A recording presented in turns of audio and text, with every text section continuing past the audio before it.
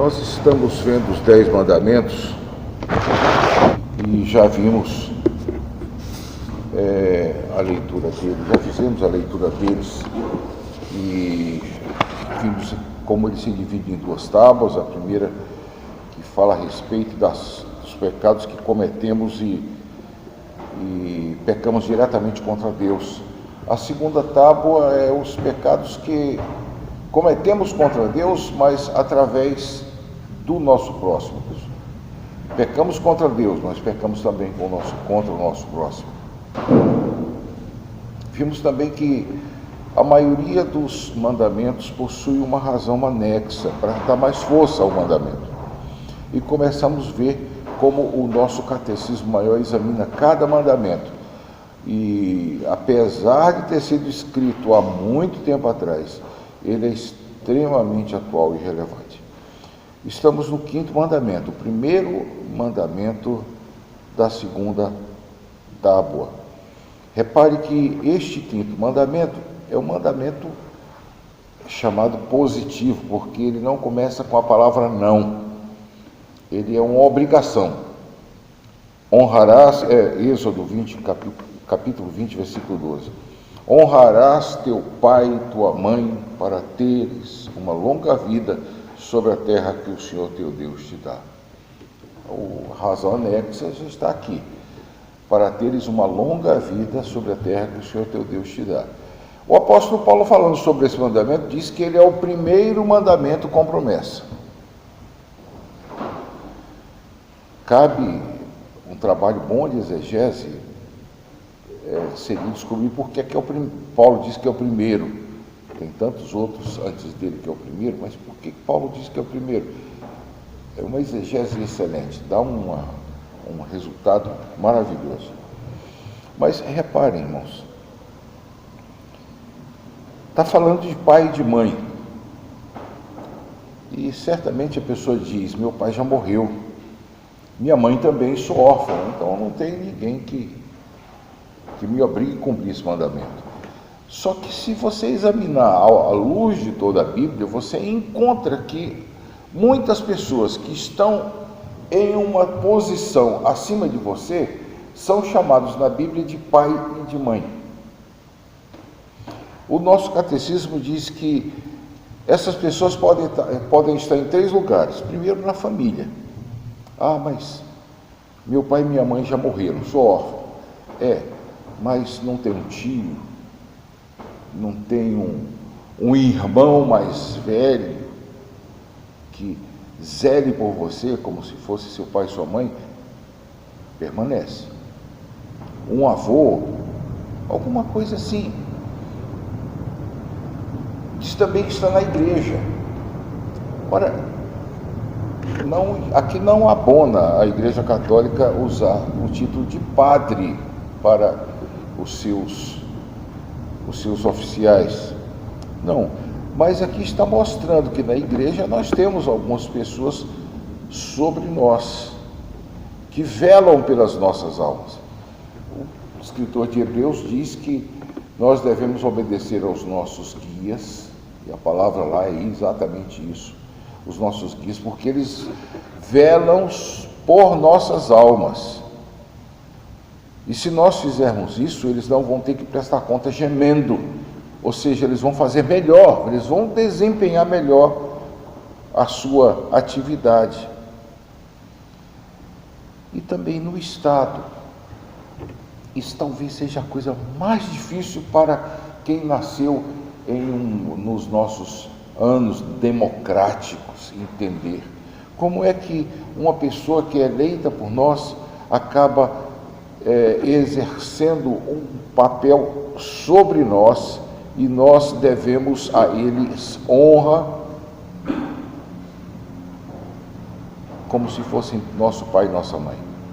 É muito complicado entender isso, especialmente quando você tem pessoas que deveriam exercer esse papel e que você até pode reconhecer que eles exerçam esse papel, afinal, julgadores que são, têm toda a autoridade, mas você vê claramente prevaricação. Ora, no mínimo, quer dizer, o pouco. para não dizer pecados terríveis, além da prevaricação.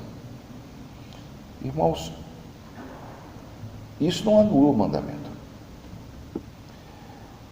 Nós temos um caso, é citado aqui nos textos, são muitos textos citados. Se eu fosse ler um a um, nós ficaríamos talvez uma boa parte da manhã lendo. Mas tem um texto de Samuel muito interessante, que narra a história em que Davi encontrou uma caverna e pensou em usar a caverna para aliviar-se. E quando chegou na caverna, Saul estava dormindo lá dentro. Ora, era a época em que Saul procurava matar Davi, implacavelmente. E todas as vezes que podia, tentava contra a vida de Davi. Uma das vezes é descrito de forma muito gráfica, em que Saul pegou uma lança e jogou em Davi, Davi se desviou e a lança atravessou uma balaustrada, como se fosse um lambri, como esse que nós temos aqui. Pois bem, Davi encontrou ele dormindo lá. E os homens de Davi disseram: aproveita, vai lá, mata. Ele falou: não, é um ungido do Senhor, eu não posso fazer isso. É só o Senhor que pode matar. Mas para ficar bem claro, Davi foi lá e cortou o canto do manto de Saul. Saul acordou e Davi chamou a atenção: olha, por que você está me perseguindo? Eu tive você nas mãos e poupei sua vida. É aqui a parte do manto aí, confere. Ela está rasgada, está cortada. Mas o mais interessante é que, apesar de ser inimigo mortal que tentava contra a vida, Davi se dirige, pois, a ele, Davi se dirige a ele dizendo: olha, pois, meu pai. Davi o chama de pai.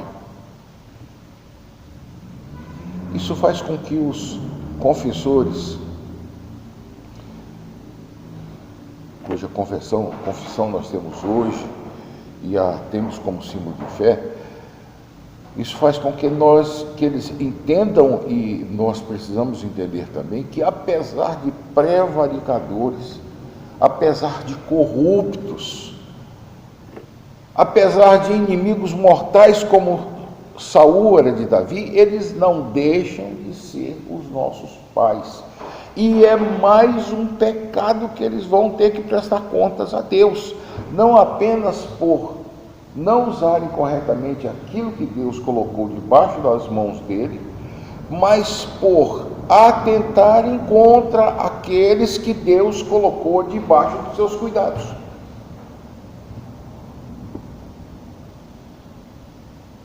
A igreja, a família e o Estado podem gerar pessoas superiores a nós. Mas a pergunta é: se existem superiores, existem iguais, existem inferiores? E o catecismo dá resposta para todos esses. Quais são os pecados e quais são os deveres dos iguais uns para com os outros? Quais são os pecados e quais são os deveres superiores para com os inferiores?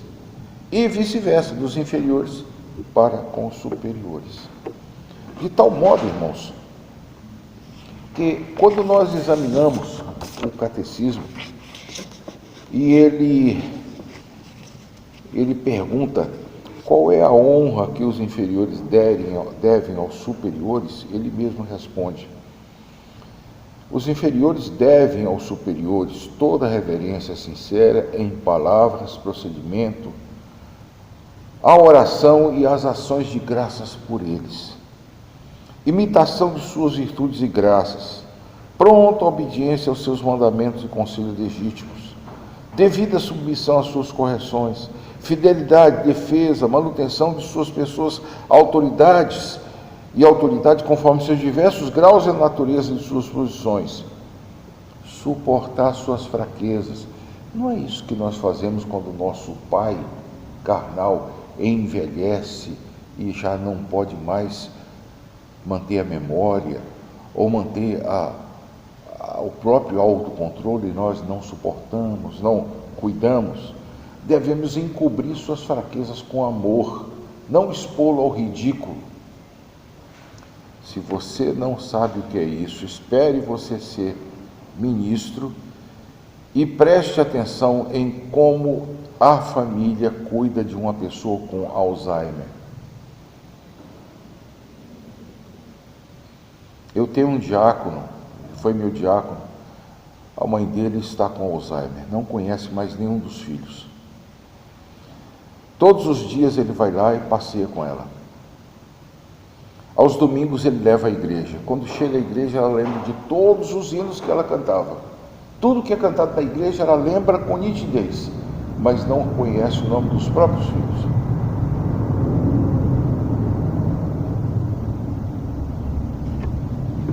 Mas, meus irmãos, aí surge a maior responsabilidade, a mais difícil de manter, que é dos superiores para com os inferiores.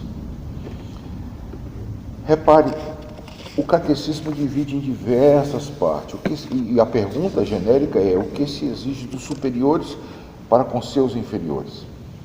Exigem dos superiores, conforme o poder que recebem de Deus, a relação em que se acham colocados, que amem seus inferiores, orem por eles, os abençoem, os instruam, aconselhem, admoestem, aprovando, animando e recompensando os que fazem o bem, reprovando, repreendendo, castigando os que fazem o mal, protegendo-os e provendo-lhes tudo o que é necessário para a alma e o corpo, por um procedimento sério, prudente, santo e exemplar.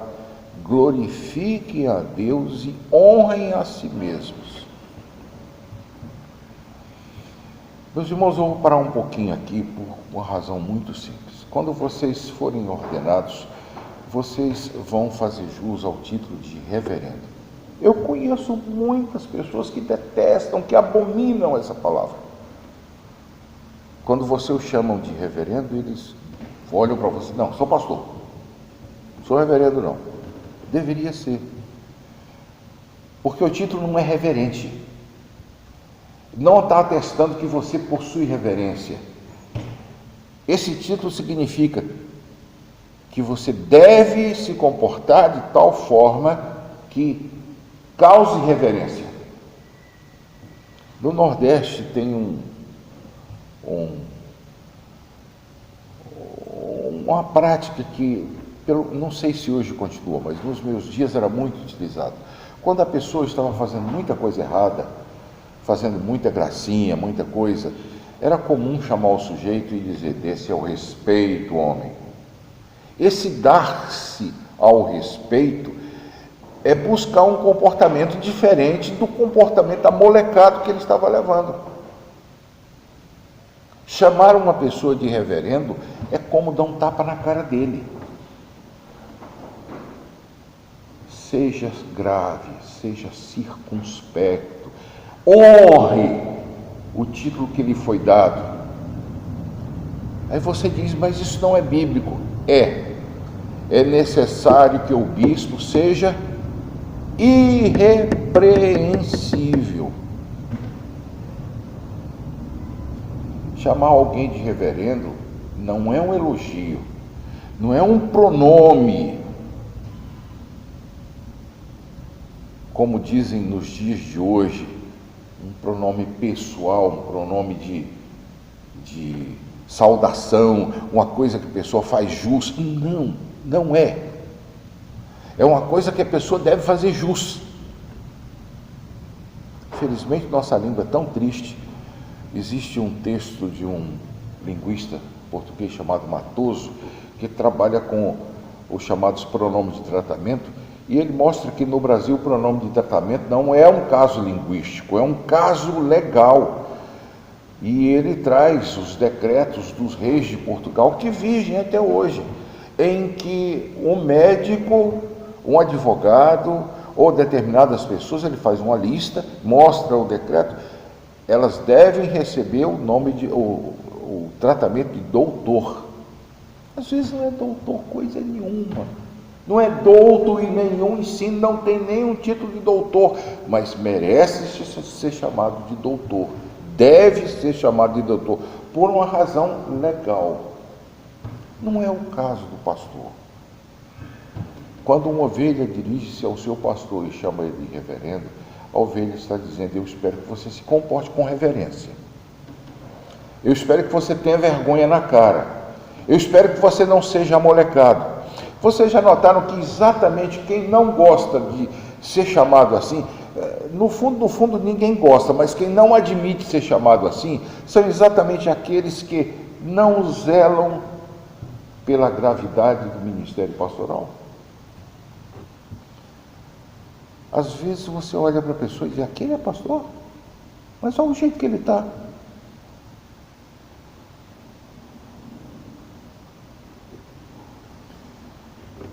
Ser ministro de Deus não é uma coisa que se possa menosprezar. E vocês estão sendo preparados aqui para ser. Irmãos, na igreja tem duas formas de você ser uma pessoa de autoridade nela. A primeira forma é você viver uma vida sensata, justa, e depois que você se torna um ancião, que todo mundo reconhece que você viveu uma vida correta, justa, a igreja te dá o título de presbítero, de ancião, e você se torna um ancião da igreja. Nós brasileiros é que criamos a jabuticaba de que um ancião tem um período de 5 em 5 anos. Isso é coisa de brasileiro, porque nenhuma igreja presbiteriana do mundo tem isso. Deve ser dito que a pessoa sendo eleito presbítero é sempre presbítero, ele pode estar na atividade ou não, mas os brasileiros que inventaram os mandatos. Mas o segundo jeito é aqui no seminário.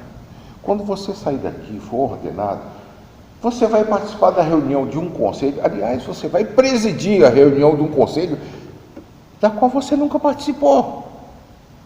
O conselho é o único concílio da igreja fechado, todos os demais são abertos. É claro que todos os demais, havendo assuntos de gravidade, pode pedir que seja fechado, mas geralmente são abertos. O conselho não. O conselho ele é obrigatoriamente fechado. Em pouquíssimos casos ele é aberto. E depende dele mesmo de abrir-se. Você vai presidir esse concílio de geralmente homens mais experientes que você,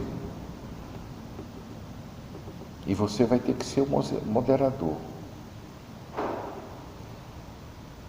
Presidir significa sentar adiante, praecedere, ficar de frente com os outros. Meus irmãos, se você não entender isso,